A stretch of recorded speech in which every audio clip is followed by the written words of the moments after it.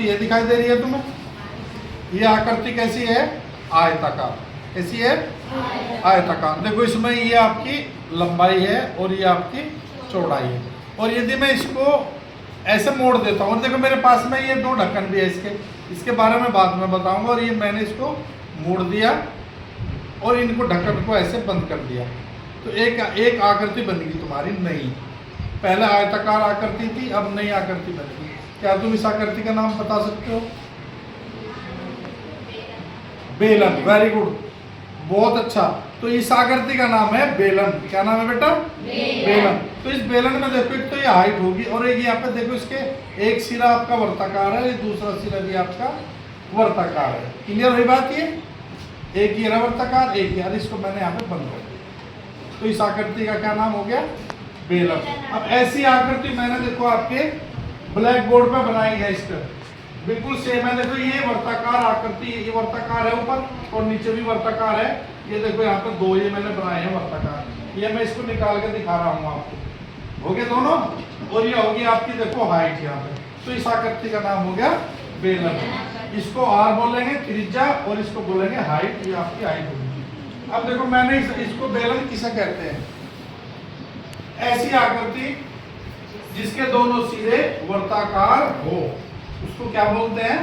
बेलन। और बेलन में क्या होती है? त्रिज्या। एक त्रिज्या लेनी है। यदि इसने 2 पाई आर दे दी बेटा, परिधि दे दी, तो यहाँ पर परिधि बटे 2 पाई करेंगे। और यदि इसने व्यास दे दिया ये पूरा यहाँ तक का, तो इस व्यास का आधा कर देंगे तो हमारी त्रिज्या निकल कर आ जाएगी। और फिर ऊंचाई देगा वो, यहाँ पे ये होगी हमारी h, इसको h। तो यदि हमारे पास में त्रिज्या है और ऊंचाई है, तब हम बेलन का आयतन, बेलन का क्षेत्रफल और बेलन का संपूर्ण पृष्ठ ज्ञात कर सकते हैं। तो ये तीन चीज मैंने बताई है, कोई तीन चीज नहीं आई है। कौन कौन? बेलन का आयतन। तो बेलन का आयतन क्या है? देखो इसका जो आधार है नीचे का, वो आपका वर्त है।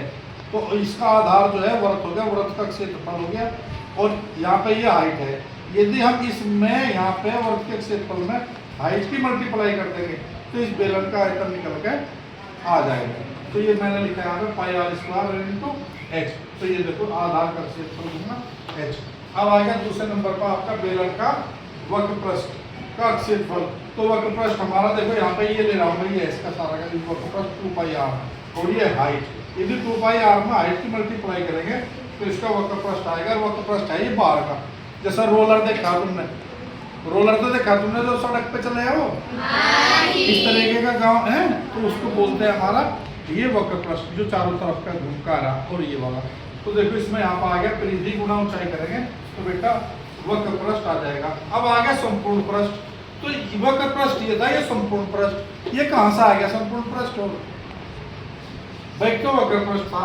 तो संपूर्ण पृष्ठ किसे कह रहा है? संपूर्ण पृष्ठ किसे कह रहा है? देखो एक ढक्कन ऊपर है और एक ढक्कन दिखाई दे रहा है तुम्हारा। ये एक ढक्कन ऊपर है एक नीचे, इसका भी क्षेत्रफल जुड़ेगा भैया, इसका भी क्षेत्रफल जुड़ेगा। तो क्या जुड़ेगा? देखो एक तो तुम्हारा ये पूरा का पूरा जो वक्र पृष्ठ है हमारा पहला 2 पाई आर h जुड़ गया, जुड़ गया हमारा। और ऊपर का भी एक क्षेत्रफल एक नीचे का भी हो गया।